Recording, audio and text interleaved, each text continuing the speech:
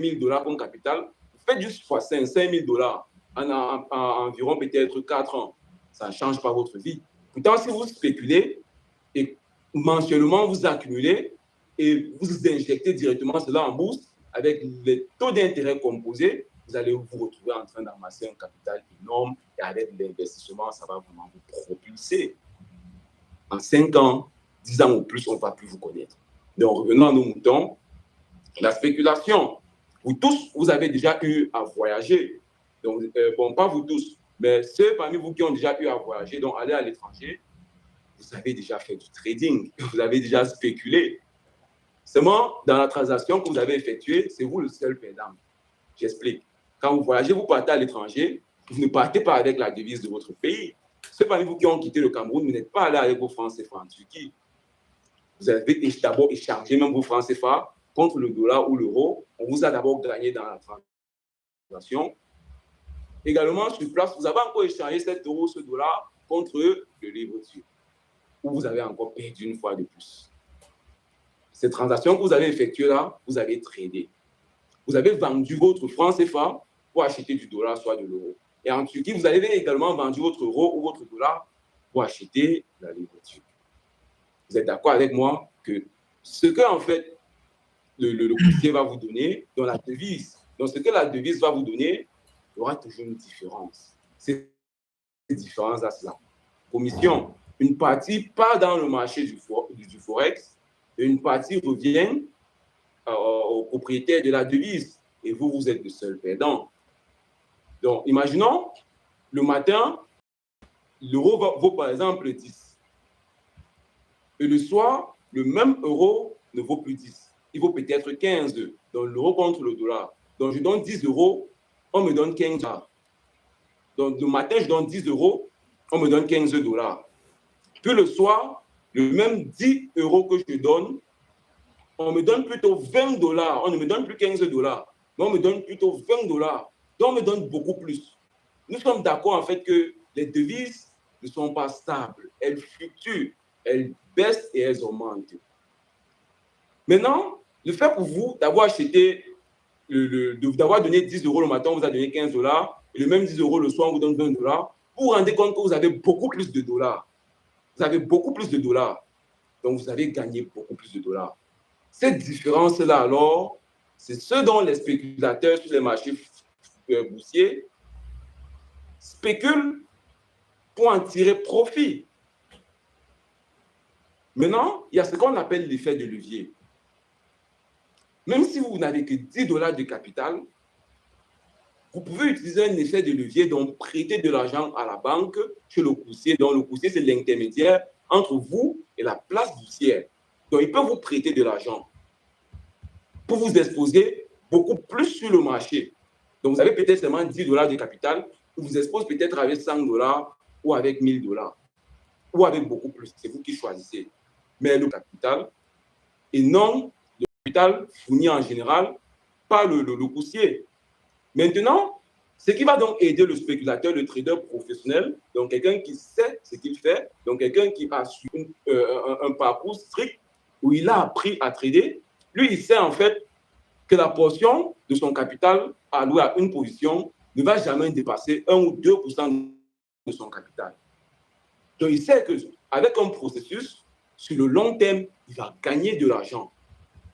Pourtant, sur les réseaux sociaux, la plupart des gens vous poussent à faire du casino. Donc, ils vous poussent en fait à risquer tout votre argent parce que vous voulez gagner beaucoup. Non, on ne gagne pas beaucoup en un seul trade.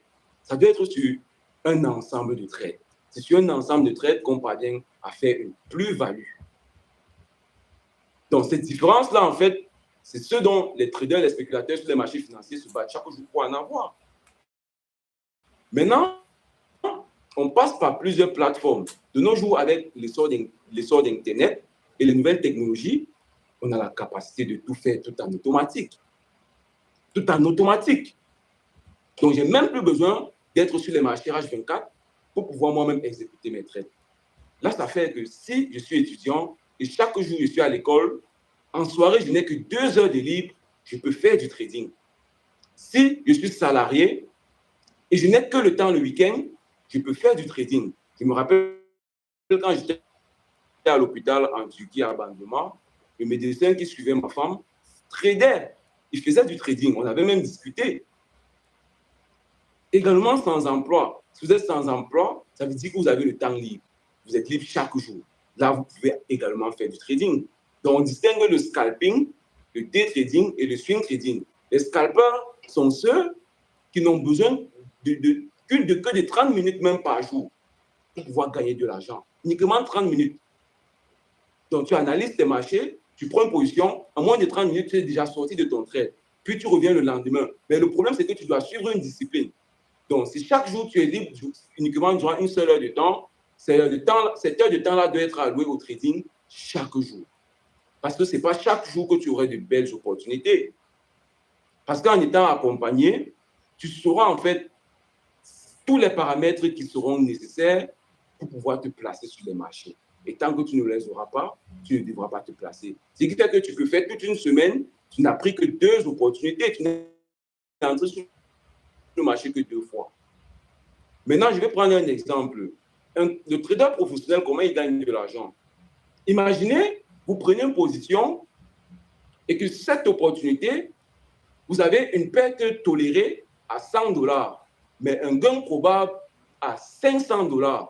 Donc, vous gagnez en fait 5 fois votre perte. Puis, avec la discipline et la rigueur, vous ne devez jamais prendre une position, prendre vos bénéfices quand le trade n'est pas encore allé au moins à 5 fois votre perte. Pourquoi cela? Parce que si vous prenez une position qui découle sur un gain, il vous donnera 5 fois votre perte. C'est-à-dire, pour perdre tout ce que vous avez gagné, vous devez perdre encore 5 fois d'affiliés. C'est ça qu'en fait les traders sur YouTube ne savent pas. Parce qu'ils ne sont pas formés pour. Eux, ils veulent du casino et ils font de la loterie. Ce n'est pas le processus qu'ils font. Nous sommes d'accord qu'avec une stratégie, étant formé, vous ne pourrez jamais perdre 5 fois d'affiliés. Donc, vous pourrez perdre 1 fois, 2 fois, 3 fois, 4 fois. Donc, quand je parle de perte, ça veut dire que votre scénario est invalidé 1 fois, 2 fois, 3 fois, 4 fois. Il suffit juste que la 5e fois, ça passe pour rattraper tout ce que vous avez perdu et gagner encore une fois de plus qui vous permettra de continuer sans que vous n'ayez perdu en fait tous les 5 fois qui va vous demander de changer votre stratégie. Donc, on va beaucoup plus développer cela après. Également, on va continuer. L'investissement doit à son tour.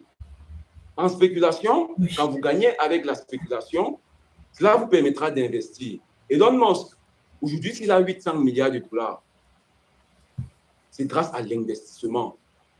C'est grâce aux actions. SpaceX, c'est une société future qui va amener les gens sur Mars. Aujourd'hui, les investisseurs se ruent sur SpaceX. Pourquoi? Parce que c'est futur. Lui, il a eu son idée au départ. Les gens n'ont pas adhéré. Puis il a développé et ça s'est concrétisé. Avant d'avoir une fusée dans l'espace, il a dû perdre 3. Il a investi au début. Il est actionnaire majoritaire à plus de 45% de la SpaceX. Aujourd'hui, les gens lui font confiance. Donc, les gens achètent énormément les actions de SpaceX. Donc, sa fortune a doublé. Pourquoi? Parce que les gens lui font confiance. Maintenant, nous, en tant qu'investisseurs, en fait, on analyse dans ces différentes actions, fondamentalement, la santé, la capitalisation boursière, plusieurs paramètres, et on attend le meilleur moment afin de se positionner. Ce qui fait qu'en faisant du trading, l'argent que je gagne, ce n'est pas directement pour aller acheter une voiture. Ce n'est pas directement pour aller acheter des chaussures comme le font les traders sur YouTube. Non, c'est pour accumuler et entrer sur les marchés quand le moment sera idéal. Donc, imaginez-vous avoir acheté une action de Facebook après la Covid, quand elle est descendue à $90. Elle est remontée à $870. Donc, imaginez-vous en spéculation avoir cumulé ne serait-ce qu'un capital de peut-être $50,000 et avoir fait ce fois 8 ou ce fois 10. Vous voyez, vous touchez il y a des demi-millions de dollars. Et c'est rien en fait en investissement. Les amis, c'est un processus. Pour changer de vie, c'est une décennie. Ne soyez jamais pressés. Surtout quand vous venez d'où je viens. Donc, je viens d'un pays et d'une ville où on n'avait rien. Donc, il faut en fait que je reprenne les choses et je change les choses. Cela, ça prend du temps. C'est un processus. Mais les amis, en bourse, ça finit toujours par arriver. Ceux qui me connaissent, ceux qui connaissent mon parcours depuis Trabzon, savent de quoi je parle. Donc, également, dans le même sens, beaucoup d'entre vous entendent souvent parler de crypto-monnaies, également des ETF et tout. Les amis, sans trop entrer dans le sujet, ce sont des trucs réels. Ce sont des trucs qui marchent. Mais le problème, c'est que quand un nouveau truc, en fait, voit le jour, nous sommes dans un monde de requins. Les gens créent des pyramides, des trucs, pour en fait prendre de l'argent des ignorants. Parce que dans la vie, beaucoup de gens ne veulent pas en fait comprendre ce qu'ils font avant de se lancer. Si le conseil d'un ami, directement se lance. Ne le faites jamais, s'il vous plaît. S'il vous plaît. Ce dans quoi vous entrez, essayez de comprendre. Formez-vous. Allez à l'école pour. Comprenez ce dans quoi vous voulez vous lancer avant de faire le pas. Ne mettez jamais votre argent parce qu'on vous a promis des gains ou des quoi. Jamais. Jamais. Apprenez toujours. Apprenez toujours.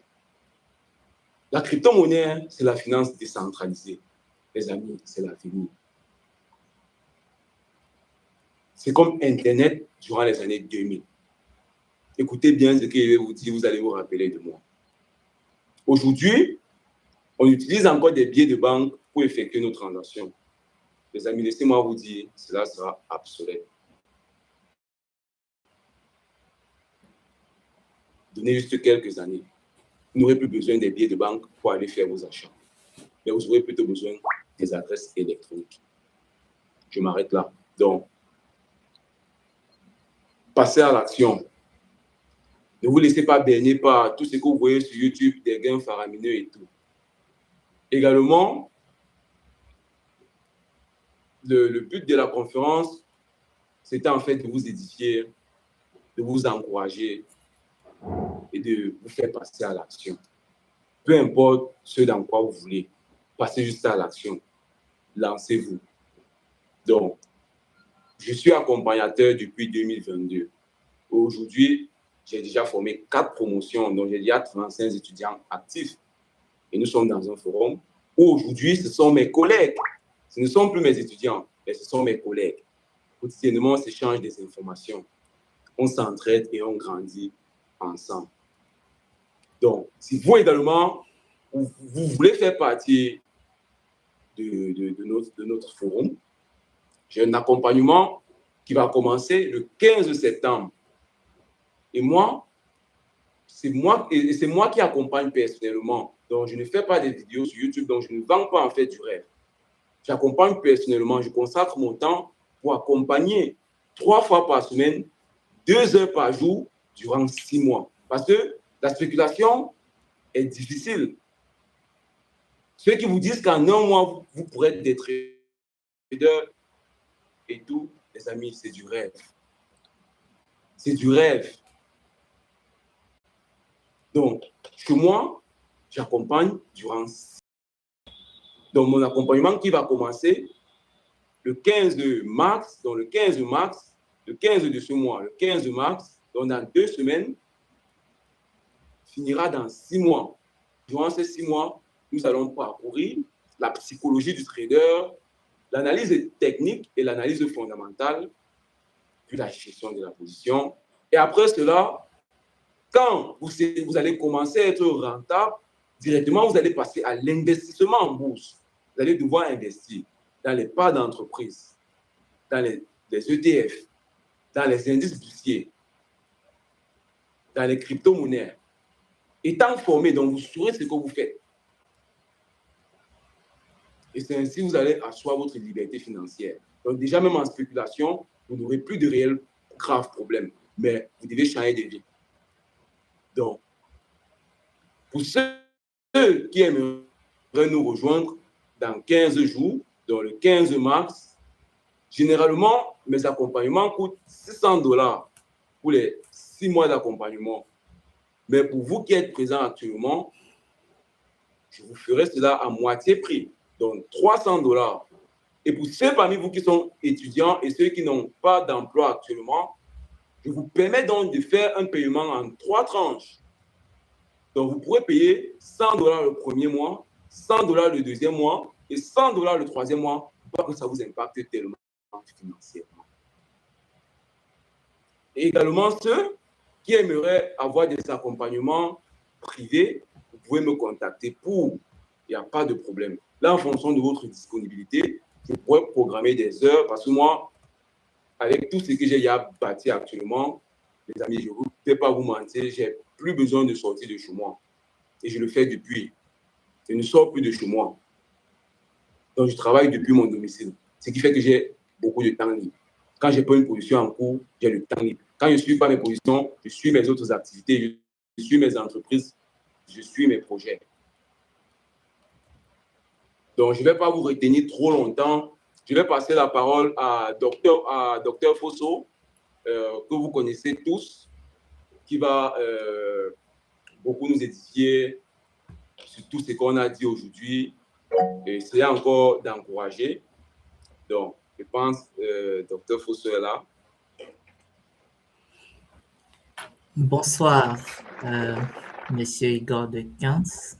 Bonsoir à tout le monde. Bonsoir. Alors, c'est un honneur pour moi de prendre part à cette conférence, de parler d'un sujet qui est d'actualité et qui touche la grande majorité de la société jeune. Le thème, le sujet de l'entrepreneuriat. Alors, les précédents panélistes ont parlé de l'entrepreneuriat dans le sens où nous vivons dans un monde assez dynamique, un monde qui se transforme très rapidement, où les systèmes culturels traditionnels de la connaissance sont en train de se moderniser et où toute la vie est en train de devenir numérique. Voilà, par exemple, nous sommes en train de faire une conférence. Nous ne sommes pas au même endroit, mais nous sommes en train de parler de quelque chose et nous pouvons échanger là-dessus. C'est la numérisation du monde dans lequel nous vivons.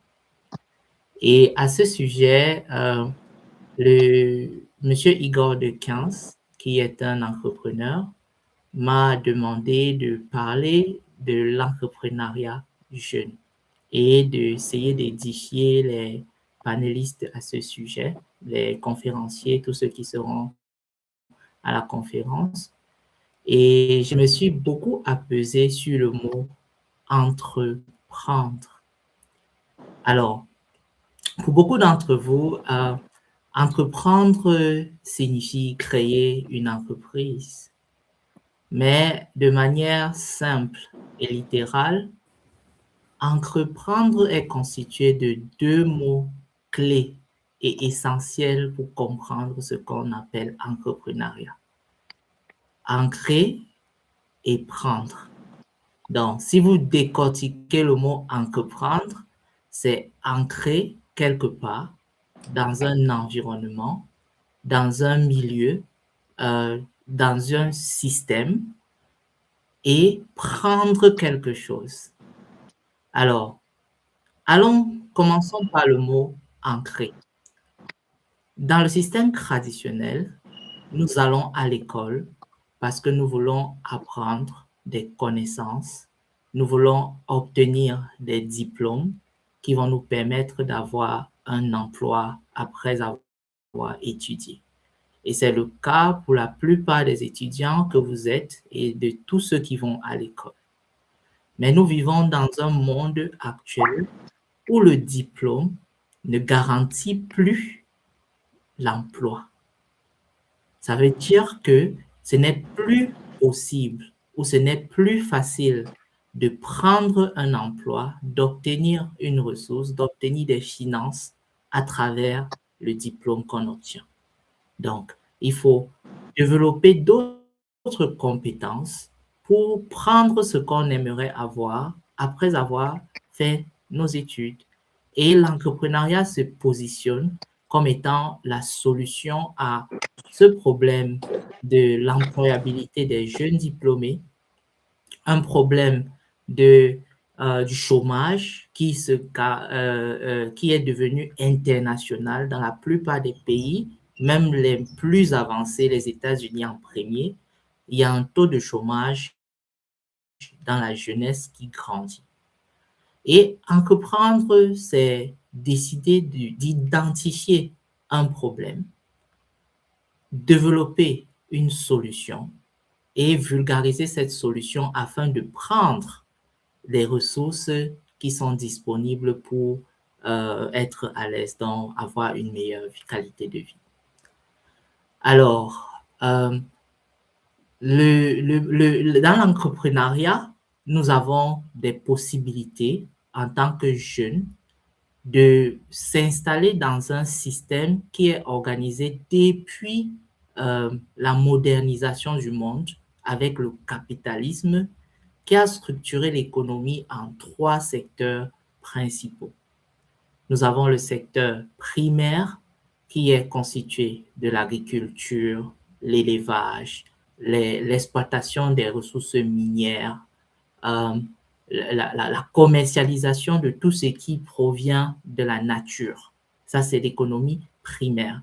Et vous allez voir que les pays les moins avancés au monde ont la majeure partie de leur économie concentrée sur la vente des ressources naturelles, la vente des produits agricoles et la vente de ces produits à des tierces qui sont des secondaires ou des acheteurs. L'économie secondaire est basée sur la transformation de ces ressources naturelles, de ces produits primaires, à une valeur ajoutée qui peut transformer le produit à un autre produit semi-fini ou un produit fini qui est mis sur le marché. Par exemple, le Cameroun et la Côte d'Ivoire sont les premiers producteurs du cacao, par exemple, en Afrique et dans le monde.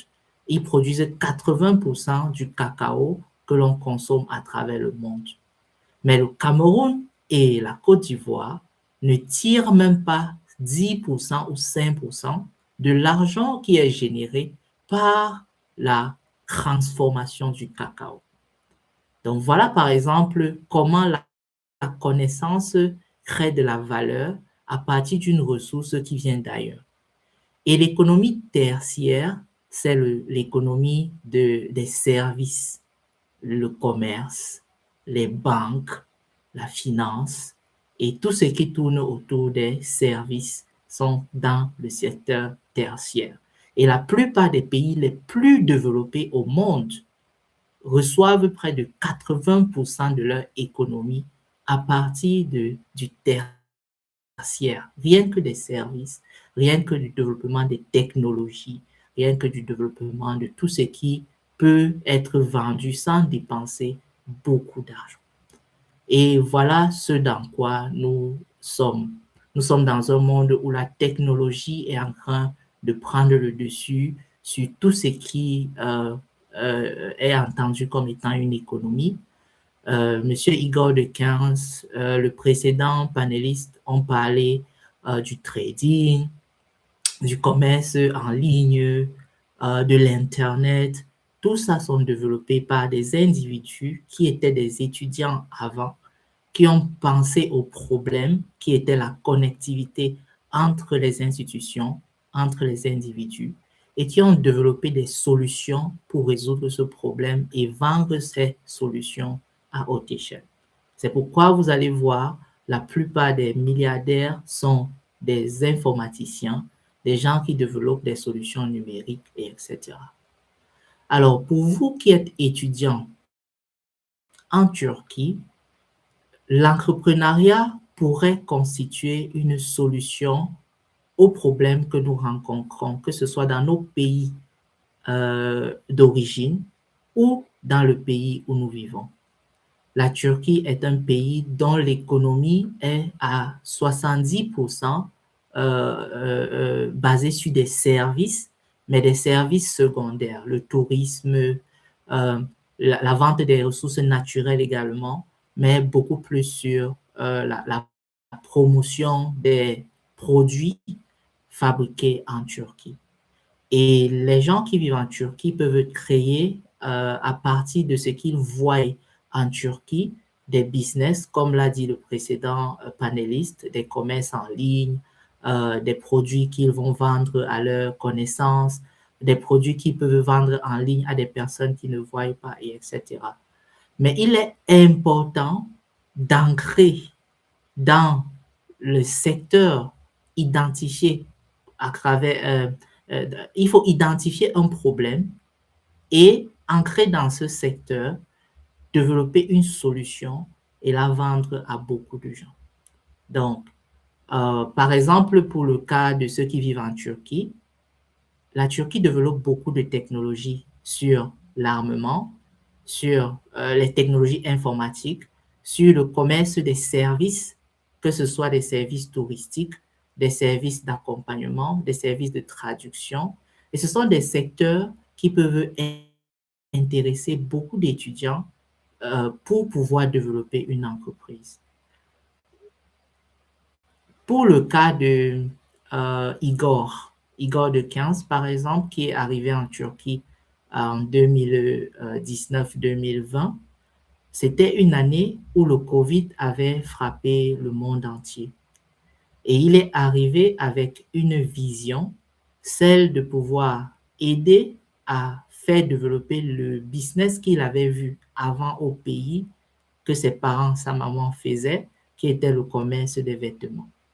Et à son arrivée, dès son arrivée, il a commencé à s'intéresser à ce commerce des vêtements, acheter en Turquie, envoyer au pays pour qu'on puisse vendre et avoir une plus-value. Mais le Covid avait fait qu'il n'y avait plus de vols, les avions étaient arrêtés et c'était difficile d'envoyer des colis en Afrique et il fallait qu'il crée de la valeur. Il était l'un des premiers à se lancer sur YouTube dans toute la communauté des étudiants qui étaient à Trabzon ou en Turquie en général parce que nous avons eu l'idée de rassembler les étudiants à travers la Turquie pour essayer de les encadrer et de leur donner des conseils pour qu'ils puissent se développer. Donc, Igor était l'un des premiers à créer une chaîne YouTube dans la période de Covid, à faire du cinéma, de la danse et du théâtre pour mettre sur cette chaîne YouTube. Mais moi, étant tellement surpris, je lui ai demandé à quoi vous sert un tel divertissement parce que c'était juste pour se divertir, c'était pour changer les idées. Mais Igor me dit non, YouTube est un canal qui paye.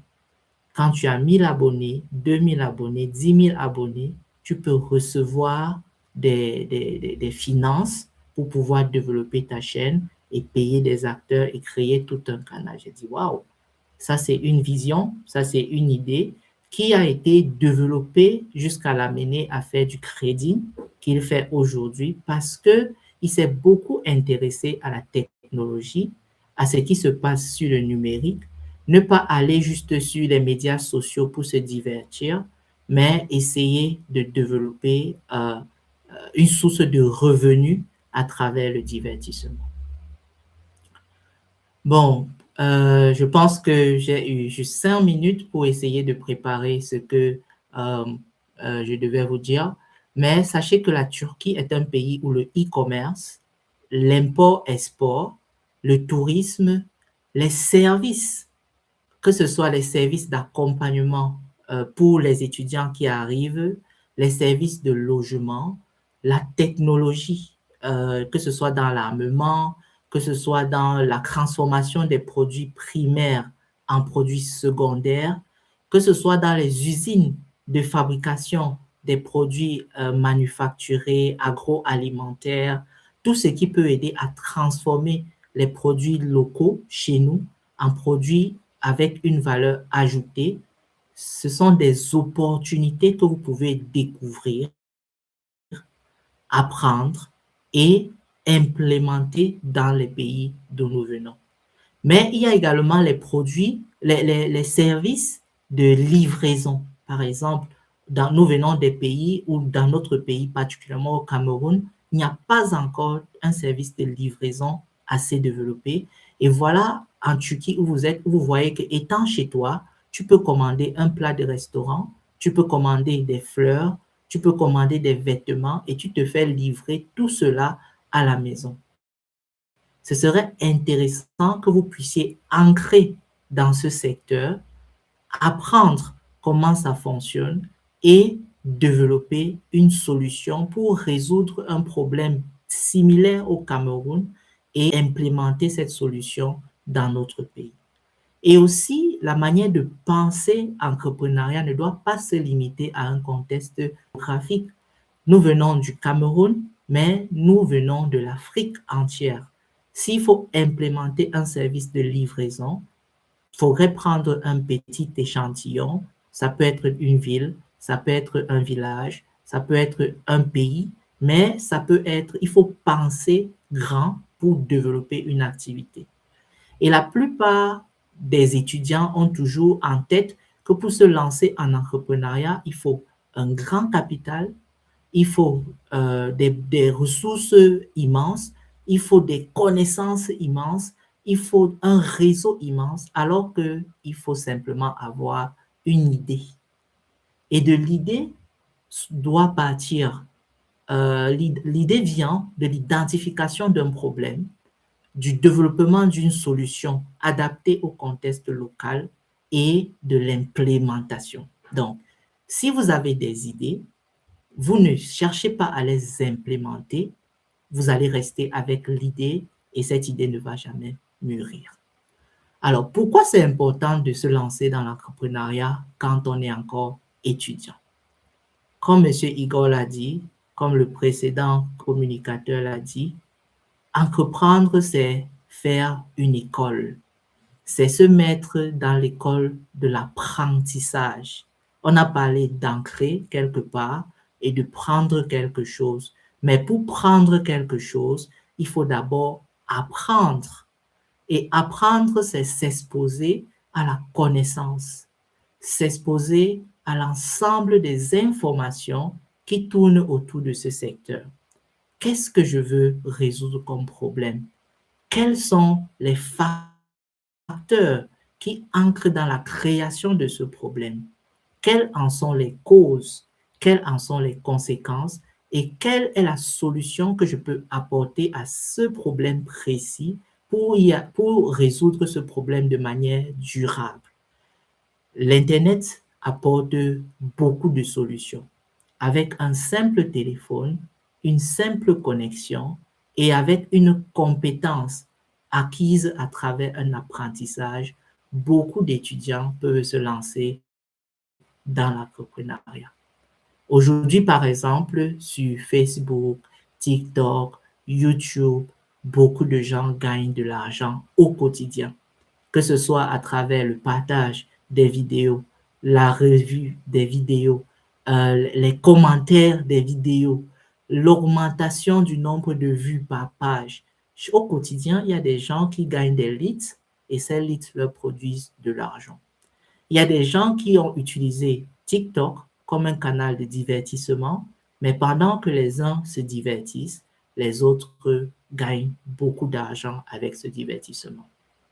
Monsieur Igor l'a dit dans l'une de ses vidéos ou dans l'une de ses masterclass que les médias sociaux sont le commerce de l'attention. Plus vous êtes concentré à utiliser un média social, plus vous êtes en train de devenir un client pour ces médias sociaux parce qu'ils collectent les données et ces données sont vendues à des entreprises. Il y a des personnes qui créent leur entreprise juste pour pouvoir concentrer l'attention des uns sur une vidéo afin que cette vidéo puisse générer des vues et produire de la publicité et cette publicité leur produit de l'argent. Le commerce en ligne est également une activité très faisable à partir d'un smartphone. Filmer des vêtements, les poster sur une page Facebook, une page Instagram ou avoir un lien, un site web par exemple, qui peut créer de la valeur où des gens à travers le monde peuvent voir et passer des commandes chez vous. Faire du marketing en ligne, lancer un projet à partir de la Turquie, mais pour votre pays. Actuellement, par exemple, le monde est en train de se diversifier et la source principale de l'économie dans le monde entier, c'est l'énergie. Les pays comme la Russie, l'Ukraine se battent pour des terres rares, mais ces terres rares, en fait, sont des terres qui sont productrices d'énergie. La Russie, c'est le premier producteur de gaz au monde. L'Ukraine, c'est un pays gazier à travers lequel transite le gaz russe pour l'Europe. Les pays comme la Corée du Nord, la Corée du Sud ont un problème à cause de ces ressources minières. Mais en Afrique, nous en avons tellement de ressources minières et nous n'avons pas la capacité de les transformer.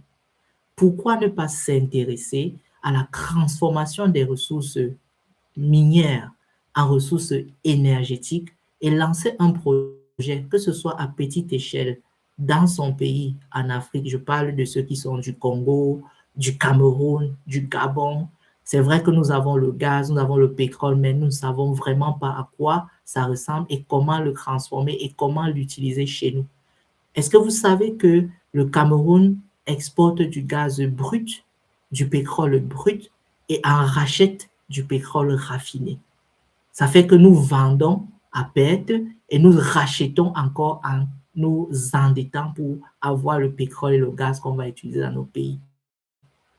Pourquoi ne pas étudier ces systèmes en Turquie, voir comment la Turquie transforme son gaz localement, distribue son gaz dans les foyers et étudier le système de production, transformation, distribution pour l'implémenter en Afrique.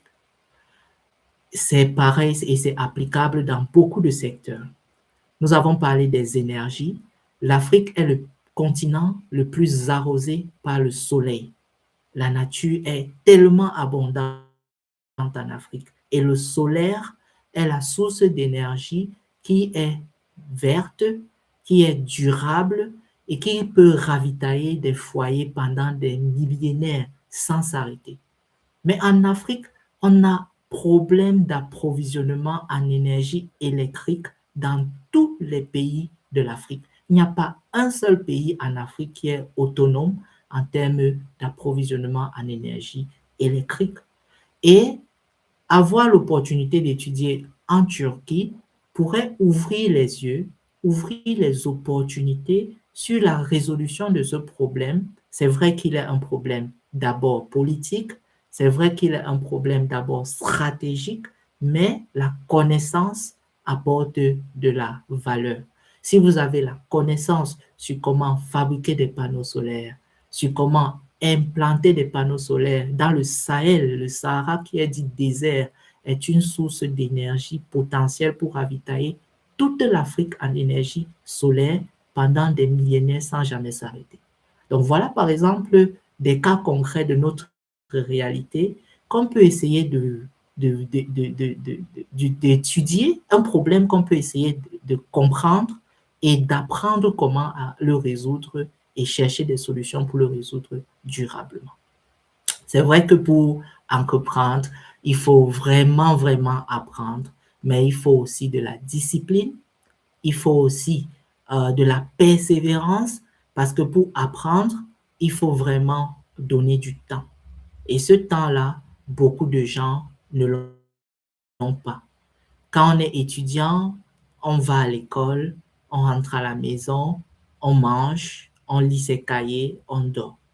Beaucoup de gens ne pensent pas que après l'école, il faut développer des compétences, développer des connaissances qui vont aider à avoir d'autres aptitudes pour être opérationnel sur le marché de l'emploi.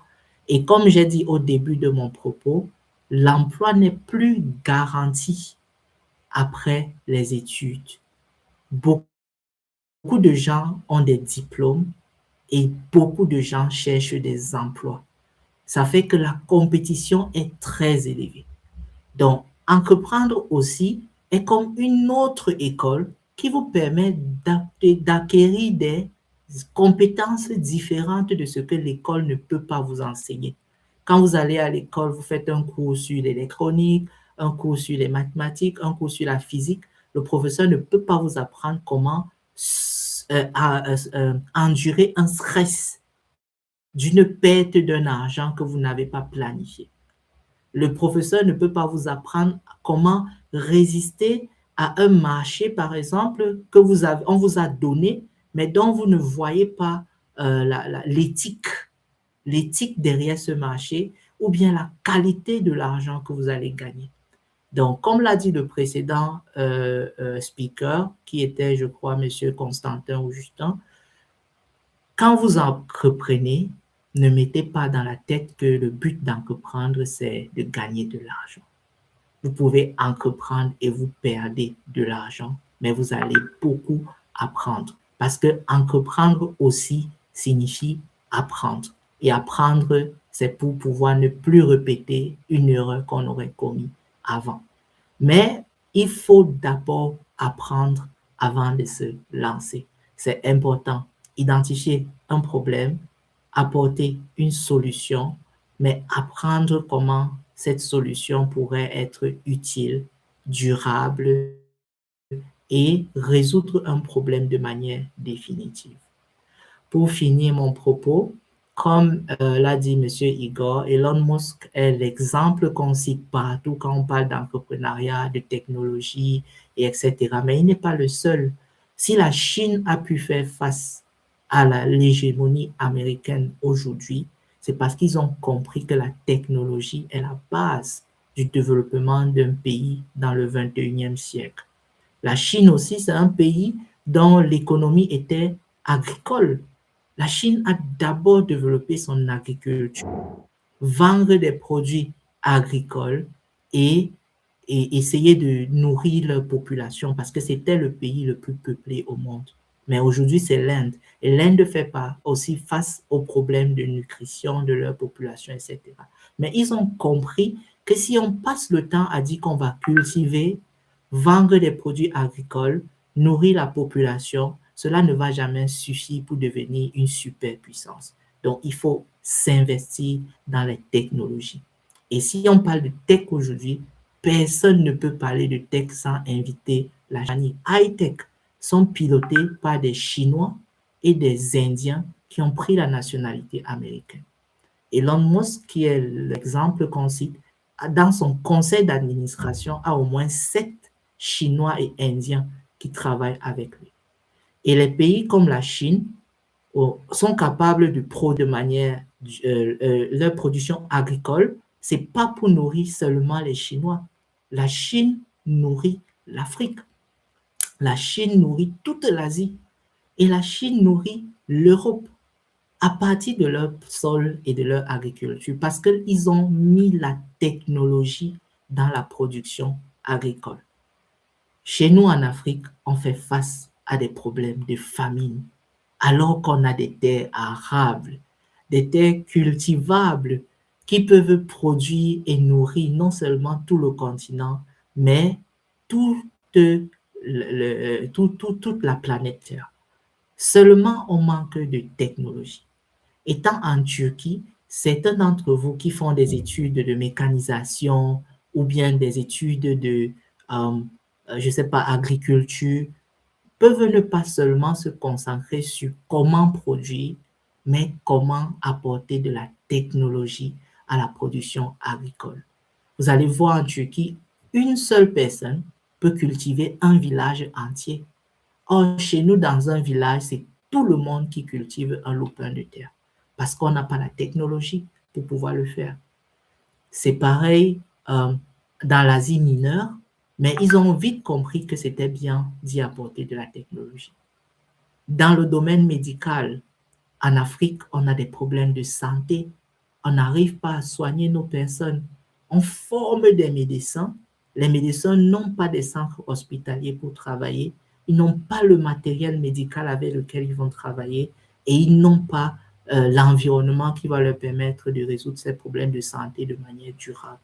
Mais quand les médecins formés en Afrique sortent pour aller travailler en Allemagne, au Canada, aux États-Unis, ils deviennent les meilleurs des meilleurs.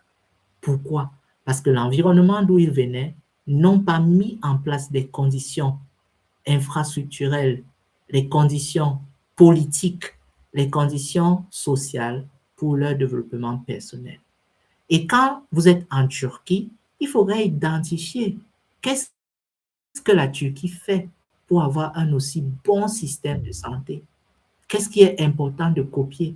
Est-ce qu'il n'est pas bon de développer une entreprise qui va se baser seulement sur la fabrication des produits médicaux, sur la fabrication d'un secteur, parce qu'il y en a tellement, les prothèses, les prothèses dentaires, les prothèses pour les accidents de pied, que ce soit pour les médicaments, ceux qui font pharmacie, que ce soit pour tout ce qui peut aider à résoudre un problème, est une solution pour lancer une entreprise. Donc, je pense que voilà mon propos pour ce soir. Je ne sais pas s'il y aura une phase de questions-réponses, mais le but de ma participation à cette conférence était de parler de l'entrepreneuriat jeune, pourquoi c'est important de se lancer quand on est encore étudiant et non pas d'attendre de finir les études avant de chercher à développer quelque chose. Parce que la phase des études, c'est une phase d'apprentissage. Et si vous vous lancez dans l'entrepreneuriat pendant que vous êtes étudiant, vous apprenez 2 fois plus rapidement. Et c'est le meilleur moment pour se lancer en entrepreneuriat. Je n'ai pas parlé de mon cas parce que je préfère qu'on se focalise sur le cas de M. Igor. C'est un exemple parmi votre communauté, la communauté des étudiants, tout comme vous, arrivez en Turquie sans rien et qui développe des entreprises, pas seulement le crédit, mais le commerce en ligne, mais d'autres activités, des services qu'il vend à des personnes à travers le monde. C'est très intéressant de voir ça et c'est encourageant. Et c'est à encourager. Donc, je l'encourage vraiment à faire grandir sa communauté, que ceux qui le suivent puissent pouvoir bénéficier de ce qu'il connaît, mais développer également davantage. Et une chose est sûre, ne vous lancez pas dans le crédit sans vous former. Parce que comme j'ai dit au départ, il faut d'abord apprendre avant de pouvoir commencer à faire ce qu'il faut faire. Donc voilà ce que je peux dire et je pense que j'ai beaucoup parlé. Je peux parler comme ça pendant 1 heure sans m'arrêter. Ce sont juste des idées qui sont dans la tête, mais s'il faut parler d'entrepreneuriat, je pense qu'il faut beaucoup du temps. Vous avez l'Internet sur YouTube, sur Facebook, sur TikTok. Tout le monde parle d'entrepreneuriat et ce sont des canaux par lesquels vous pouvez apprendre. Sur ce, je vous dis merci, Monsieur Igor. J'espère que j'ai pu répondre à vos attentes. Merci. Merci beaucoup, Dr. Fosso. Vraiment, il n'y a rien à dire. Il n'y a vraiment rien à dire, les amis. Vous vous rendez compte que de nos jours, celui qui n'est pas stratège risque de rater énormément de choses. Étant étudiant, si vous vous lancez déjà dans l'entrepreneuriat, avant même la fin de vos études, vous serez déjà un entrepreneur stratège. Ce qui fait que même si durant vos études, vous avez perdu de l'argent parce que vous avez touché à tout, à la fin de vos études, je suis sûr que vous aurez déjà trouvé votre voie. Moi, par exemple, le fait pour moi d'avoir cette capacité de toucher à tout m'a permis de développer beaucoup de choses. Et c'est le trading et la bourse que j'ai connu en 2020 qui a été le levier. Comme le docteur Fosso le disait, en Afrique, avec le problème de l'électricité au Cameroun, c'est un problème que j'ai identifié. Et actuellement, je suis en train d'essayer, jeune que je suis, d'y mettre mon pied et d'être également un des acteurs. Donc là, c'est ma mission. Donc, parce que le trading, c'est beaucoup plus personnel. L'investissement, c'est beaucoup plus personnel. Mais je dis, dans la vie, il faut aussi un projet qui va aider la communauté.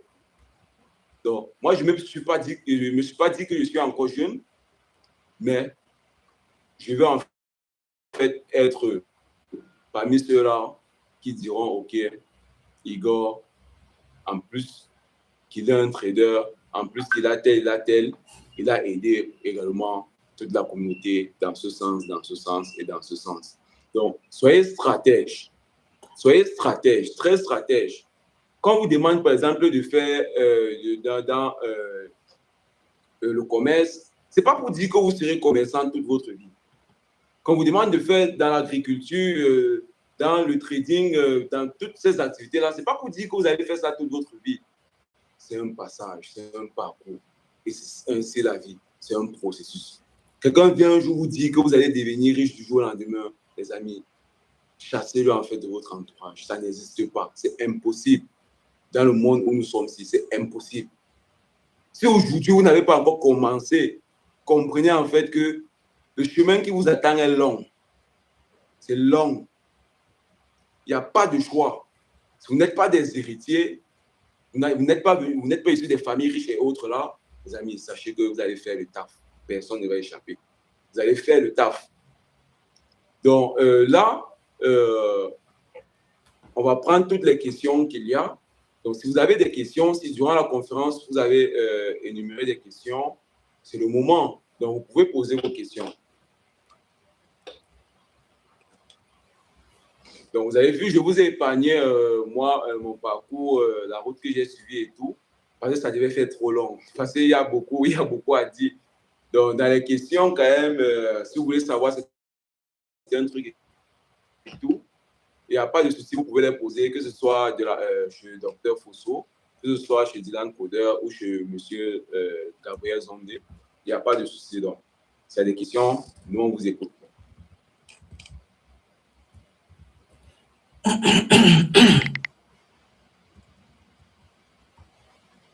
Donc, vous pourrez juste lever la main et directement activer le micro et poser la question.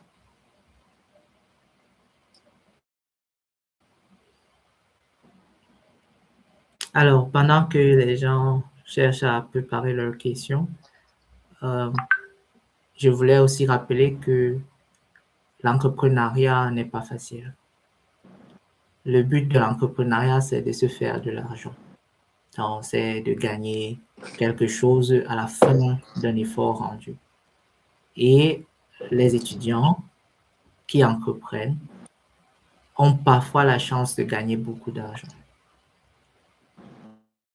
Parce que quand tu te lances dans un secteur, après avoir identifié un problème et y apporter une solution, tu peux te retrouver avec beaucoup d'argent. Mais il faut savoir aussi gérer l'argent. Et le crédit dont M. Igor parle, je pense que c'est une activité de gestion. Gestion des actifs, gestion des passifs, vente des choses qu'on ne voit pas, mais dont on peut acquérir à distance. Je ne suis pas un expert dans le domaine du crédit, je ne m'y connais pas, mais je sais que c'est une activité qui a besoin de beaucoup de patience, de beaucoup d'apprentissage et surtout de beaucoup d'exercice. Il y a des gens qui vont à l'école pour devenir traders. C'est des branches à l'université où on dit formation des marketistes, traders, et ils obtiennent un diplôme en trading. Mais être diplômé en trading ne veut pas dire que tu vas gagner de l'argent.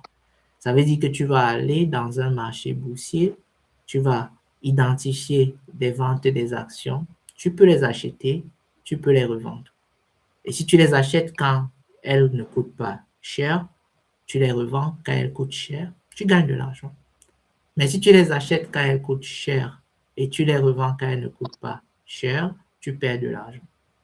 Donc, il faut s'exercer pour identifier, pour planifier, pour prédire les tendances du marché. Et je pense que c'est ça qui fait la quintessence du cours et des enseignements que M. Igor met en avant pour pousser les gens à apprendre à faire du crédit. et ne pas juste aller dans le marché, acheter des actions, se retrouver à avoir perdu de l'argent. Et aussi, Tout à fait. éviter des systèmes de cooptation, des systèmes où on vous dit, donne ton argent, tu dors, et après ton argent va travailler. Ça se multiplie. Donc, c'est des systèmes qui ont poussé beaucoup de gens à perdre de l'argent par naïveté et sans vraiment comprendre de quoi il s'agit. Donc, il faut d'abord apprendre. Après avoir appris, il faut comprendre. Et après avoir compris, il faut se lancer. Donc, c'est un processus évolutif. Tout à fait. Ne vous lancez pas sans avoir appris. Il faut apprendre. Et j'aime bien Tout à cette fait. idée. C'est une étape que les gens aiment sauter. Donc, les gens aiment sauter en fait cette étape-là. Les gens n'aiment pas apprendre. Oui. Donc, parce qu'ils se mettent dans une dissonance cognitive où ils donnent un privilège énorme en fait à ce qui satisfait leurs besoins. Donc, ils ne veulent pas apprendre, mais ils veulent déjà gagner. Dans la phase Ils ne veulent pas apprendre, mais ils veulent déjà gagner. Oui. Tout à fait. Peu importe dans le domaine. Peu importe dans le domaine. Si tu refuses d'apprendre, tu vas beaucoup perdre de l'argent, puis revenir, chercher maintenant à apprendre avant de comprendre. Oui. Donc, il y a une question en commentaire. Comment faire pour télécharger l'application de la bourse? Donc, il existe énormément d'applications. Maintenant, chaque application a donc sa spécificité. Donc, déjà, te présenter toutes les applications actuellement prendra encore énormément de temps que tout ceci n'avons plus. Donc, il n'y a pas de souci, tu pourras me contacter sur WhatsApp et je vais beaucoup plus t'en dire. Donc là, tu pourras avoir le temps. Également, j'ai le temps. On pourra beaucoup plus discuter là-dessus par rapport aux applications à télécharger. Donc, il existe vraiment beaucoup. Également, une deuxième question, y a-t-il un aperçu du cours? Le cours, la conférence n'a pas été enregistrée, mais comme j'ai dit, je suis disponible. Tu pourras me contacter sur WhatsApp. Et s'il faudrait que tu sois dirigé vers un autre modérateur, il n'y a pas de souci, je vais le faire.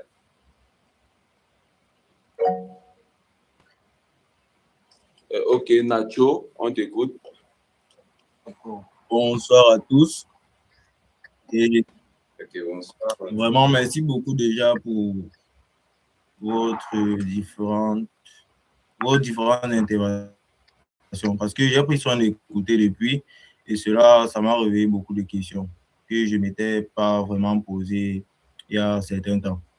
Donc déjà, ces deux questions et j'aimerais les poser en une parce que, bon, je réside en Turquie et j'aimerais vraiment savoir sur la question qui lui rend une jeune à propos de l'entrepreneuriat. Je ne vais pas cibler une personne particulière, mais ma question, que ce soit Dr Lionel, que ce soit M. Igor, que ce soit, peu importe, s'il y a une réponse, je pense que ça pourrait vraiment aider moi comme une autre personne. Donc déjà, du côté entrepreneurial, j'aimerais donc savoir, pour nous qui avons peut-être écouté la conférence aujourd'hui et peut-être nous aimerons nous lancer. Quel est, d'après votre expérience de l'entrepreneuriat, quel a été votre risque le plus énorme et que si aujourd'hui, si là vous deviez nous conseiller d'éviter, ce serait quoi en fait? Ça, c'est la toute première. Et la deuxième, je pense que j'ai eu à noter. Une seconde.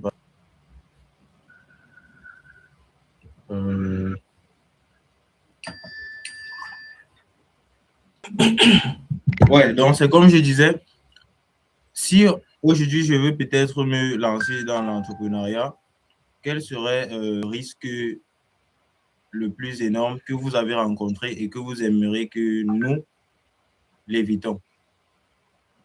et par où commencer en fait?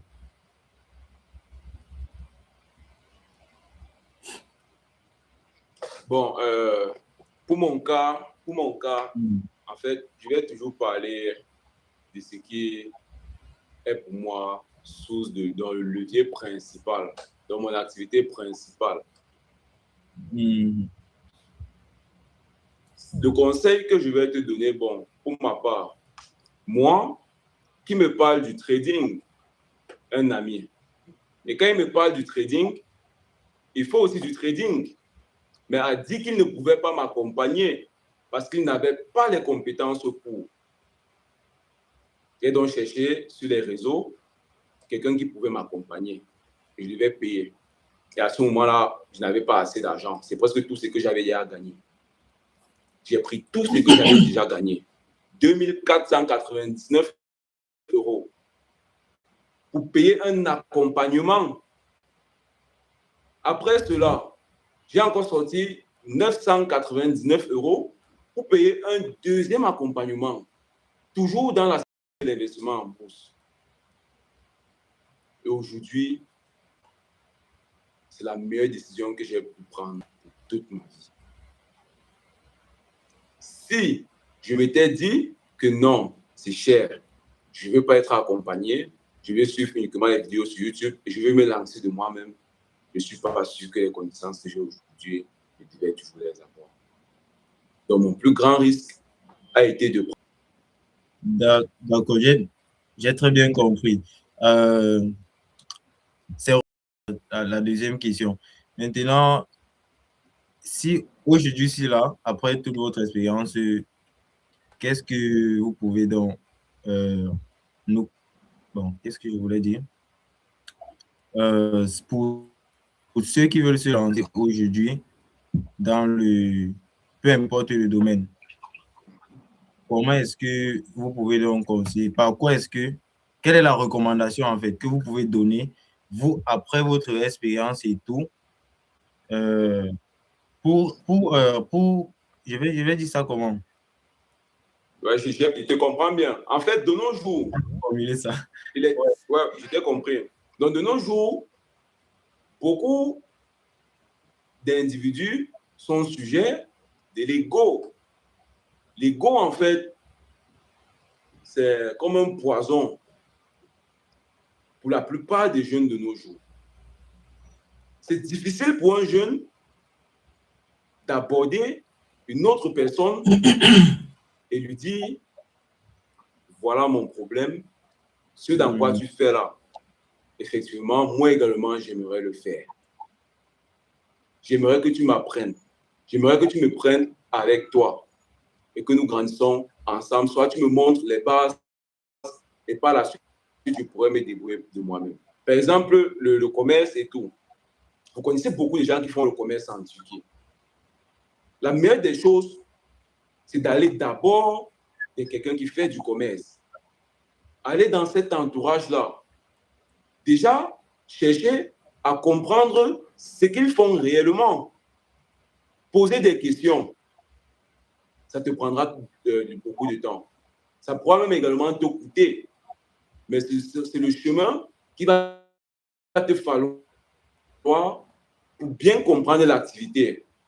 Et c'est une fois que tu comprends l'activité et qu'effectivement cette activité va avec tes convictions, que là maintenant, tu pourras beaucoup plus pousser en fait dans ce sens-là. Donc, essayer de comprendre beaucoup plus, avoir beaucoup plus d'accompagnement, pas seulement d'une seule personne, de plusieurs personnes.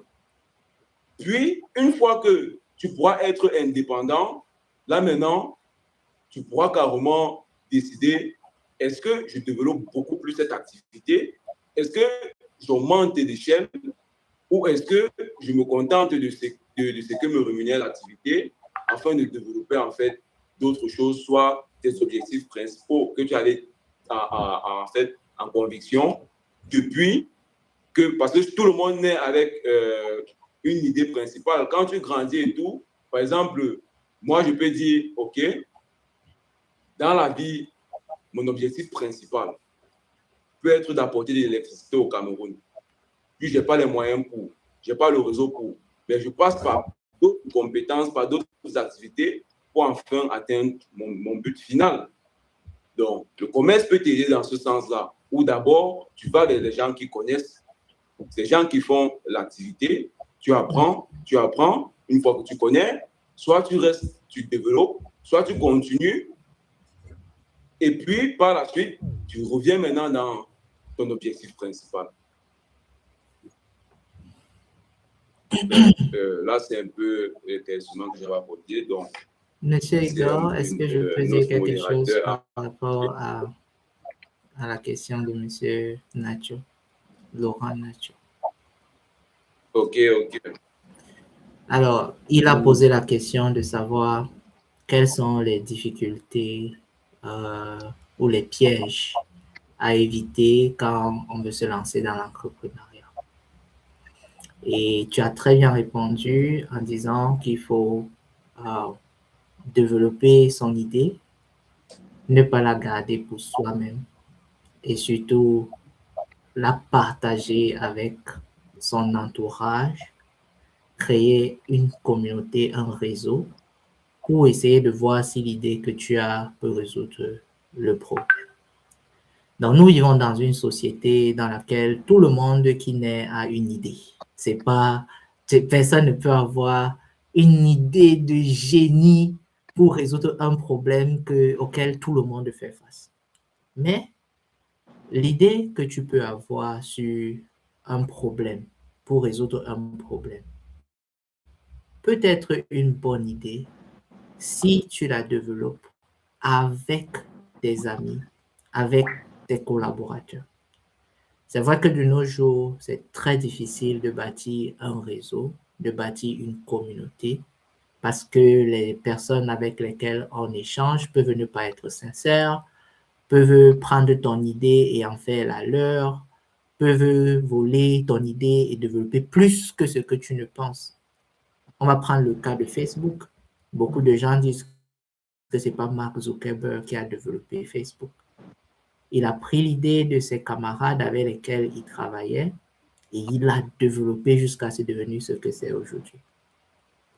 Les gens disent que ce n'est pas Elon Musk, par exemple, qui est derrière SpaceX, qui l'a fait travailler des étudiants et il a pris leur projet pour lancer les fusées dans l'espace. Donc, en fait, quand il y a un problème qu'on a identifié, je vais parler concrètement. Nous venons du Cameroun. Peut-être tu as une maman qui fait le commerce au marché, tous les jours elle sort, elle passe s'installer, elle vend, elle rentre à la maison. Et tu as une idée, tu dis, bon, je veux un peu changer ce système-là. Je veux que ma maman, au lieu qu'elle aille au marché faire son commerce, elle va plutôt rester à la maison, essayer d'acheter sa marchandise, mais employer d'autres personnes qui vont aller vendre et venir lui verser de l'argent. Ça, c'est une idée d'affaires très simple, facile.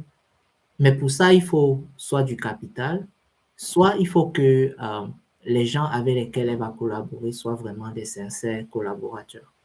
Comment tu vas faire pour trouver des bons collaborateurs? Comment tu vas faire pour trouver du capital à ta mère, etc. Il faut bien que tu parles de ton idée avec elle, que tu parles de ton idée avec tes amis, que ceux-ci voient si ton idée est faisable et s'ils voient s'ils peuvent t'accompagner pour que tu puisses développer et implémenter cette idée. Cela entre dans la phase de la communication, du partage de ces idées avec les autres et l'implémentation se suit. Bon, au Cameroun, par exemple, j'étais dans plusieurs associations. On aidait les étudiants, en fait, campagnes d'orientation scolaire. C'était des simples campagnes où nous, les étudiants des grandes écoles, allons dans les villages, les villes, parler de nos écoles aux étudiants. Mais l'un d'entre nous, qui était vraiment très intelligent, a vu un problème. C'est que beaucoup d'étudiants dans les zones rurales, même dans les villes, avaient un problème d'orientation, avaient un problème pour savoir où ils vont étudier. Et ce qu'on faisait apportait une plus-value, mais qui n'était pas capitalisée. Quelqu'un s'est levé un matin, il a dit, bon, quand on communique, il faut qu'on invite les gens à venir faire les cours de préparation chez nous et ils vont pouvoir payer un petit montant, aller dans les classes. Une petite idée, un petit projet, et c'est devenu un grand projet. Voilà comment est née, par exemple, Intelligentsia Corporation. Voilà comment est née, à partir d'Intelligentsia Corporation, beaucoup d'autres groupes qui ont vu l'idée, qui ont vu le projet et ont vu en ça un système d'enrichissement. Ceux qui parfois implémentent un projet ne sont pas ceux qui ont développé l'idée. Donc, ton idée peut aider à résoudre un problème, mais tu n'es pas forcément obligé de la garder pour toi. Tu peux partager ton idée avec ton réseau. Et si ce n'est pas toi qui l'implémente, quelqu'un d'autre peut l'implémenter et la solution que tu veux apporter au problème doit être implémentée et gagner de l'argent. Donc, ça, c'était un exemple. En Turquie, par exemple, beaucoup de gens quittent le Cameroun, les pays d'Afrique pour venir étudier en Turquie. Mais il y a un problème, c'est que les gens n'ont pas l'information, les gens n'ont pas les informations sur comment ça se passe et ne savent pas comment s'y prendre. C'est comme ça qu'on a développé l'idée de faire venir les gens, les accompagner, les coacher, etc. Voilà comment les gens viennent en Turquie et beaucoup de gens ont copié l'idée et font de ça leur business. C'est pas forcément parce que c'est toi qui as l'idée que c'est toi qui vas gagner derrière ce projet. Mais si ça réussit à être implémenté, ça fait que c'est une idée, ça résout un problème et ce problème résolu de manière durable apporte une solution qui apporte de l'argent. Tu n'es pas forcément celui qui va gagner l'argent de ton idée, mais ton réseau peut en profiter, les gens qui te côtoient peuvent en profiter et beaucoup de gens peuvent utiliser cette idée pour se faire de l'argent. Bon, en termes d'entrepreneuriat aussi, quels sont les challenges? Vraiment bâtir un réseau, c'est vrai. Avoir des collaborateurs sérieux, compétents et surtout être persévérant. Parce que si tu te décourages après avoir fait la première erreur, tu dis, je vais laisser tomber, je vais abandonner ce que j'ai entrepris, alors tu auras vraiment des difficultés à devenir un grand entrepreneur. Parce que la plupart des entrepreneurs que vous voyez aujourd'hui ont aussi connu des échecs. Ces échecs les ont reconfortés, ils ont appris et se sont développés avec en essayant de surmonter ces échecs pour grandir dans leur affaire. Donc, avoir une idée, la partager avec ses amis, essayer de travailler sur l'idée, voir comment l'implémenter et implémenter. Donc, voilà comment le processus de l'entrepreneuriat se passe. Ça, c'était ma réponse. Super. Là, c'est formidable. Je pense, Nacho, tu es beaucoup plus éclairci par rapport à tes questions. On va prendre Donald. Il y a une main, Donald. Allô? On t'écoute. Oui, je ne sais pas si vous m'entendez. Bonsoir à tous. Oui, nous vous entendons bien. Bonsoir, M. Donald. Merci beaucoup. Merci déjà à l'initiative de l'organisation de cette conférence et également merci aux différents communicateurs, panélistes.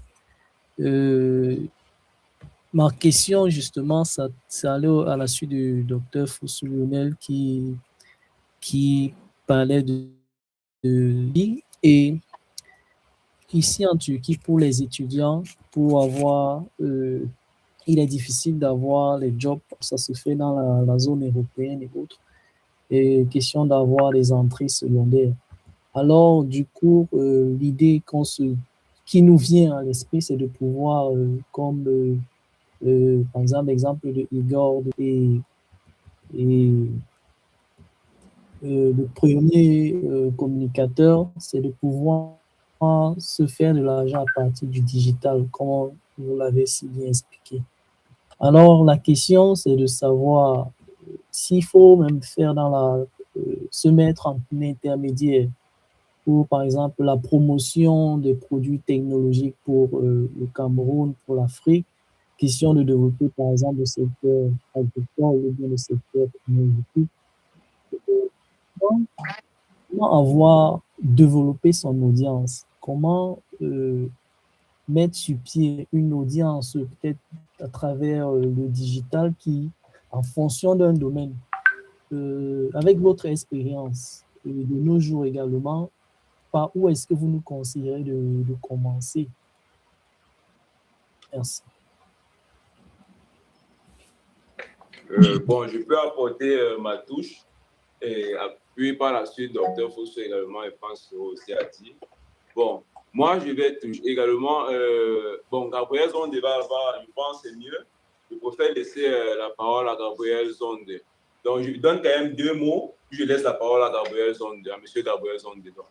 Moi, personnellement, quand je suis arrivé en Turquie, le premier jour que j'arrive, directement, je pars au marché et les 500 € qu'on m'avait donné, toute la totalité, j'achète des chaussures et je les renvoie en Afrique. Quand j'achetais, je n'étais pas sûr de revendre des chaussures. J'ai juste trouvé en fait, en rapport qualité-prix, qu'il y avait une plus-value à faire. Donc, si les chaussures finalement arrivaient au Cameroun, je pouvais les revendre et faire une plus-value. Là, c'est ce que j'avais. J'ai dû embrasser le risque et ça a marché. Et ça a payé. Donc, je suis quitté en fait d'abord de quelque part.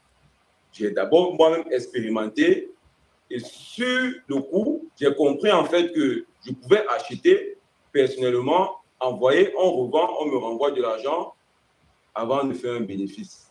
Puis j'ai continué là-dessus et aujourd'hui j'ai 3 boutiques. Donc là, ça a été mon expérience. Pour toi, tu pourras faire pareil. Soit tu pourras carrément, si tu n'as pas un petit capital de départ, organiser des ventes en ligne, faire de la promotion, puis voir comment les ventes se passent et prendre des décisions. Donc, je vais laisser la parole à Gabriel Zonde, à M. Gabriel Zonde pour la suite.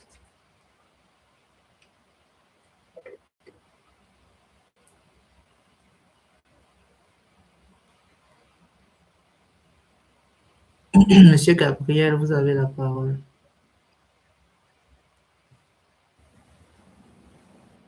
Bonsoir, vous m'écoutez? Oui, oui. Allô?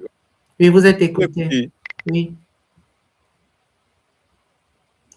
Vous m'écoutez? Oui, on vous écoute. Ah, ok. Pour répondre à ta question, actuellement, pour un étudiant qui est en Turquie de nos jours, c'est bien facile de se faire l'argent. Peu importe la ville là où il est, c'est même plus facile qu'avant. Si je prends mon cas au début, je faisais les visas étudiants. Puis en tant qu'étudiant, j'avais la possibilité non seulement de faire les admissions à l'école, mais je connaissais le processus pour demander un visa étudiant. J'ai fait voyager près de 30 à 50 personnes, donc ce qui m'a permis d'avoir l'argent aussi dès le départ. Et bien après cela, je suis entré dans le commerce en ligne. Et de nos jours, le commerce en ligne, c'est la chose la plus facile. Quelqu'un qui est en Turquie. Parce que non seulement il connaît le système, il connaît la langue, il a juste besoin de venir peut-être à Istanbul, maîtriser les différents magasins, prendre les contacts, prendre les télégrammes, faire des vidéos, poster sur les différents réseaux sociaux, que ce soit Facebook, que ce soit Instagram et TikTok. Et de nos jours, avec Facebook, vous pouvez payer la publicité. Comme vous dites quoi? Si vous ouvrez votre page aujourd'hui, vous pouvez payer la publicité aujourd'hui et dès demain, on vous écrit. Vous vous demandez les articles, c'est combien, c'est comment. Et vous n'avez pas besoin de vous déplacer parce que les magasins font comment? Vous passez la commande dans le magasin. Le magasin fait la commande. Vous pouvez payer par virement, par IBAN. Vous payez au fournisseur. Et le fournisseur va déposer au cargo que vous voulez. Il expédie à la personne que vous voulez, dans le pays où la personne est. Si par exemple en France, donc, vous envoyez les coordonnées de la personne qui vit en France, il part dans le cargo, on expédie les choses de la France, il dépose là, il envoie. La marge qui est au-dessus que le client a envoyé, vous mettez dans vos poches. Donc, comme cela, il y en a plusieurs exemples qu'on peut citer. Du moment où vous êtes étudiant en Turquie, c'est bien facile. C'est bien facile. Et où que vous soyez. Bon, pour moi, c'est un peu ça que je voulais dire. D'accord, super. Merci beaucoup. Ok, merci pour les solutions. Ok. Est-ce qu'il y a une autre question? Monsieur Igor, pour essayer de rajouter par rapport à ce que Monsieur Gabriel Zonde a dit, le challenge que les étudiants qui sont en Turquie ont, c'est de trouver le premier client. Parce que c'est la satisfaction du client qui contribue à faire la publicité. Vous n'êtes pas obligé de faire la même chose que M. Igor a fait, c'est-à-dire sacrifier toutes ses économies pour acheter les chaussures envoyées au pays. Vous pouvez acheter et vous n'avez pas de clients. Et ça fait que votre argent est parti dans l'eau. Donc, il faut s'appuyer sur la minimisation du risque. Essayez d'identifier un secteur, comme M. Gabriel a dit, les services. Pour rendre un service et vendre un service à quelqu'un, vous n'avez pas forcément besoin d'un capital. L'accompagnement des étudiants, les traductions pour les touristes qui viennent en Turquie, les services de location ou l'accompagnement dans le service des locations, parce qu'en Turquie, il y a tellement de services de location et vous pouvez être un intermédiaire. Et surtout faire du dropshipping. Le dropshipping, c'est ce que M. Igor a expliqué dans une de ses vidéos, ou bien c'est de chercher des clients à travers des photos, les convaincre, ils vous envoient l'argent, vous achetez, vous leur envoyez et ils sont satisfaits. Et ils pourront parler de vous à d'autres personnes parce que vous développez un crédit, vous bâtissez une confiance et cette confiance a de la valeur. Si M. Gabriel Zondé, en faisant voyager les étudiants, faisait et ça ne marchait pas, aurait-il pu faire voyager 30 ou 50 étudiants? Donc, c'est la satisfaction des clients qui développe ton marché et ça fait que tu puisses créer de la valeur à travers ce marché. Donc, il est important d'investir sur comment trouver les clients. Et c'est le client qui fait le marché.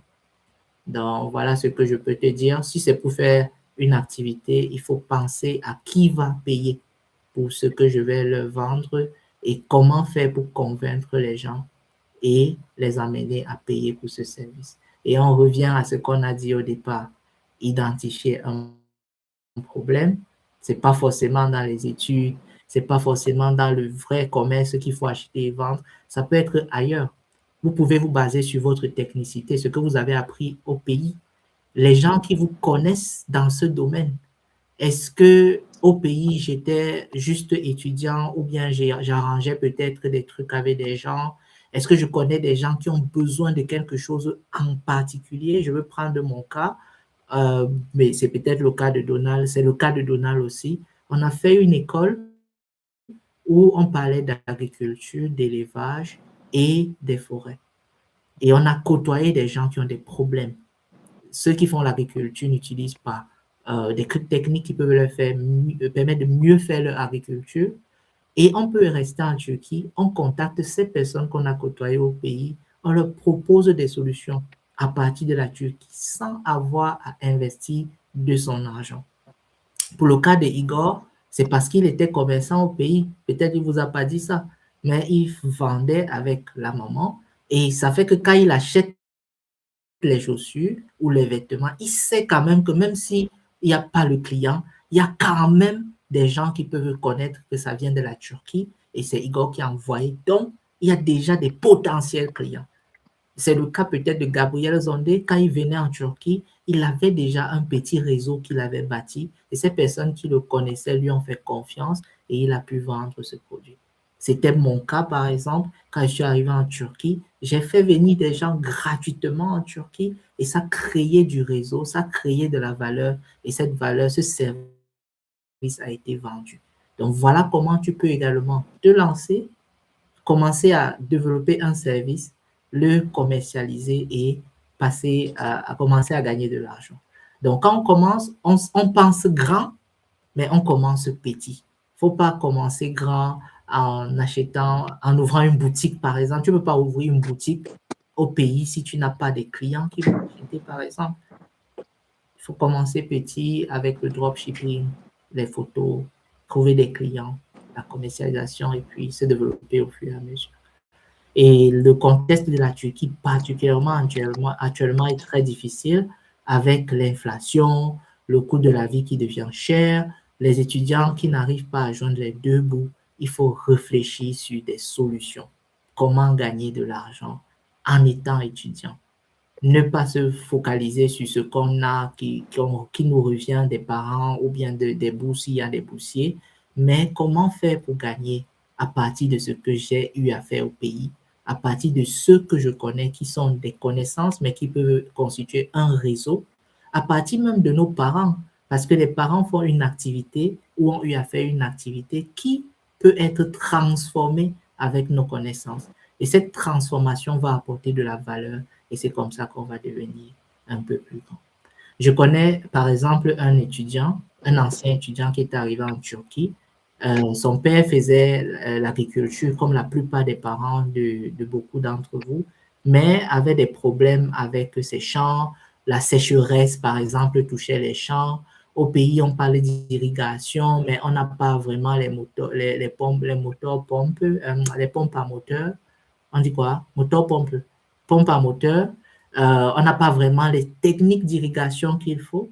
Il est arrivé en Turquie et sa première idée, c'était une plantation en Turquie. Il a vu que les Turcs mettent les tuyaux dans les champs pour irriguer les plantes. Et il a commencé à chercher comment faire partir les tuyaux de la Turquie pour le Cameroun. Il a d'abord aidé à résoudre le problème de son père. Et son père a commencé à avoir un champ bien arrosé, bien irrigué à partir des tuyaux. Et c'est comme ça que les gens qui connaissaient son père en a parlé à la réunion, à ses amis, et ils ont commencé à commander les tuyaux de la Turquie à travers lui. Et c'est comme ça qu'il a commencé à développer son activité. Jusqu'à aujourd'hui, il est un importateur de tuyaux de la Turquie vers le Cameroun. Il y a tellement d'exemples. Donc, identifier un petit problème, essayer d'apporter une petite solution et ça va se développer au fur et à mesure. Bon, ça, c'était juste une contribution par rapport à ce qui a été dit précédemment. Il y a tellement de possibilités et d'exemples à prendre, mais je vais m'arrêter là pour l'instant.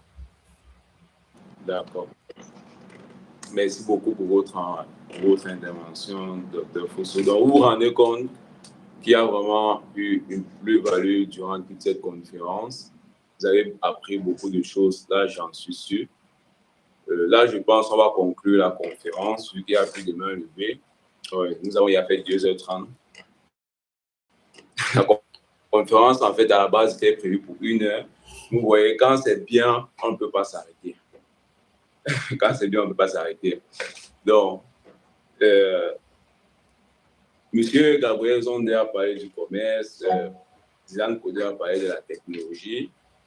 Également, Dr. Fosso vous a beaucoup édifié sur l'entrepreneuriat jeune. En fait, maintenant, c'est à vous de voir avec les réalités que vous traversez et aussi les opportunités qu'il y avait hier ne sont pas toujours les mêmes aujourd'hui.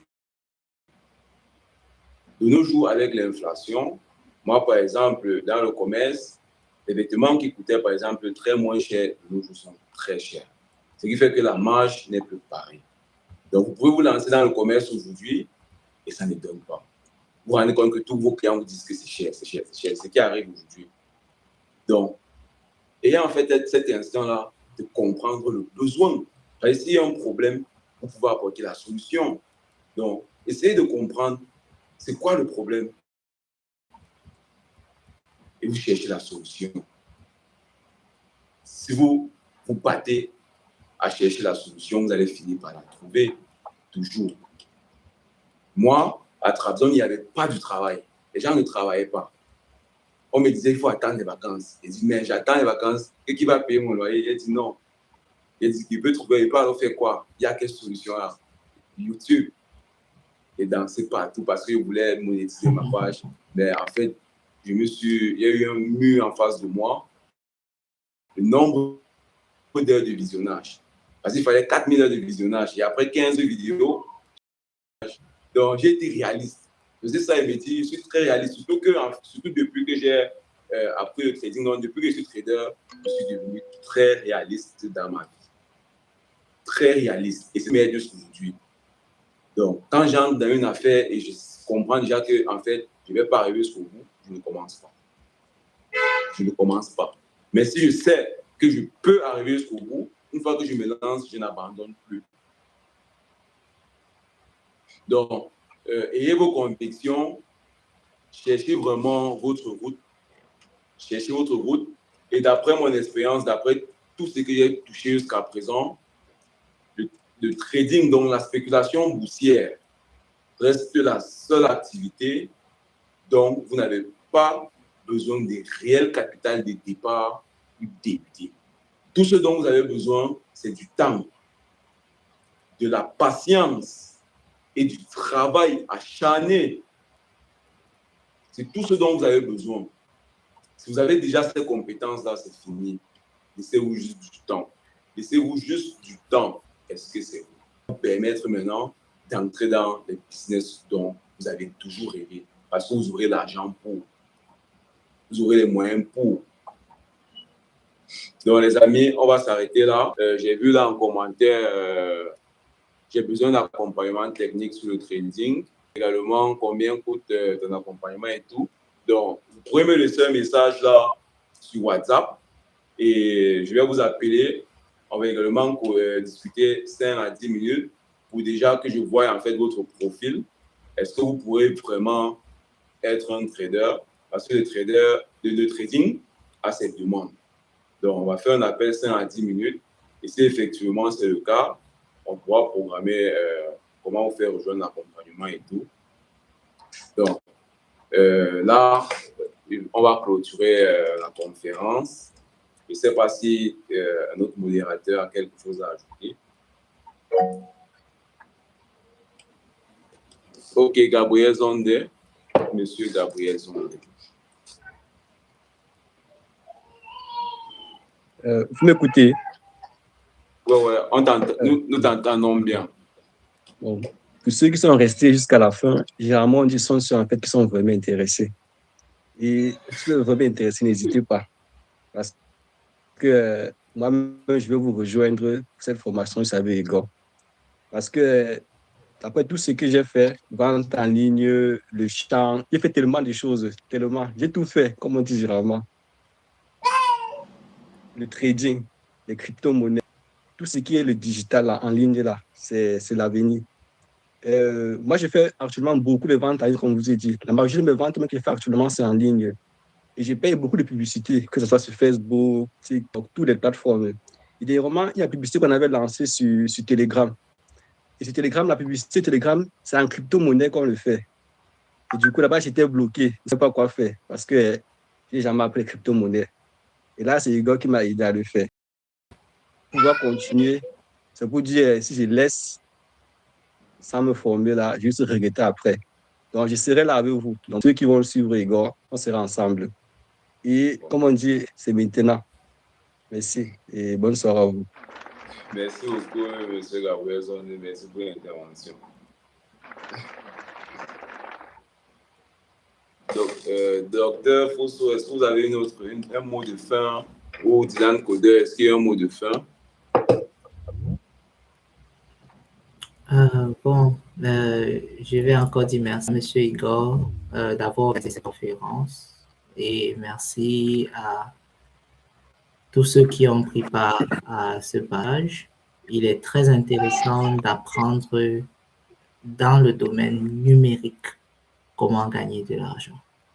Et ce que Igor fait est encourager, bâtir une communauté de personnes avec lesquelles il peut partager ses connaissances et des personnes avec lesquelles il peut gagner de l'argent. Et comme on le dit, le dicton que nous connaissons tous, seul on va vite. Tout le monde peut avoir des connaissances et les gérer seul et aller vite. Mais quand on est ensemble, quand on a une grande communauté, quand on a beaucoup de personnes qui peuvent faire la même chose que nous et gagner ensemble, on va très loin.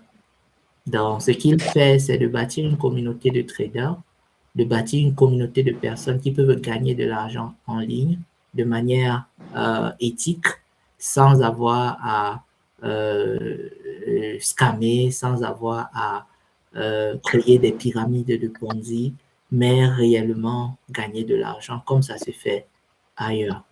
Et comme il le dit dans certaines de ses vidéos, la bourse, le crédit, l'achat des actifs c'est tous des sujets d'actualité qui vont être au quotidien dans le monde où nous vivons. On est dans un monde qui se transforme. Si nous restons dans les traditions, où on veut rester dans les mêmes types d'économies, le système bancaire est en train de changer, alors on va être en arrière. Il faut apprendre, il faut se former et il faut développer cette compétence de gagner l'argent sur le digital. C'est pourquoi j'encourage ce qu'il fait, j'encourage tous ceux qui le suivent et je pense que vous êtes sur la bonne voie. Donc, merci de m'avoir invité à partager ce que je connais avec vous et je suis très content de dire ce mot. Merci. Merci. Je veux aussi ajouter un petit truc. Ouais. Ok. Bon, déjà, je remercie tous ceux qui nous ont écoutés. Et ce que je peux ajouter, c'est que n'hésitez pas de vous lancer pour tous ceux qui veulent vraiment entreprendre. Comme Dr. Lionel l'a dit, le plus dur, c'est le premier client. Une fois que vous avez votre premier client, la satisfaction, ça vous motive premièrement et vous sentez comme une force, comme si vous êtes à 1000% de vos capacités parce que vous avez eu votre premier client. Donc, n'hésitez pas de suivre vraiment ceux qui vous proposent des accompagnements comme M. Igor, parce que lui, il est vraiment dans son domaine. Et ceux qui veulent se lancer, peu importe, que ce soit dans le e-commerce, que ce soit dans le trading, que ce soit dans la technologie, pour ceux qui veulent créer des petites entreprises, qui veulent lancer leur business, vous devez savoir également que si vous avez besoin des services de création de sites internet, pour ceux qui ont des projets qu'ils veulent réaliser, qui veulent concrétiser, mais qui ont peur de se lancer, que ce soit des applications qui veulent lancer, des sites internet et tout, pour ceux qui veulent se faire de l'argent en ligne sur les réseaux sociaux, monétiser leur page, comprendre comment ça fonctionne réellement, comment est-ce que vous pouvez gagner même de l'argent sans avoir à afficher votre visage sur les réseaux sociaux, comment est-ce que vous pouvez gagner de l'argent avec juste un site internet, vous êtes dans le bon meeting. Donc, vous avez juste à contacter M. Igor et il va juste vous rediriger vers la personne appropriée. Bon, c'est tout ce que j'avais à dire. Merci. Vraiment, je n'aurais jamais rêvé plus d'avoir des modérateurs de telle envergure. Donc, vraiment, merci beaucoup, Dr. Fosso. Merci beaucoup, Dylan Poder. Merci beaucoup, M. Gabriel Zonde. C'est un grand plaisir. Merci également pour vous tous qui avez été là jusqu'à présent. Vraiment, il n'y a pas de mots, les mots me manquent. Et vous avez vu au début, nous étions une cinquantaine et au fur et à mesure, les gens continuent. Et c'est ça maintenant, en fait, la particularité de la vie. C'est ça qui fait la différence d'âge. Tout le monde n'aura jamais, en fait, ce qu'il veut. Parce qu'il ne sait même pas ce qu'il veut. Donc, les amis, on va s'arrêter là. Vous passez une très bonne soirée. Bon début de semaine à vous. Nous sommes déjà lundi. Ciao. Ciao, ciao.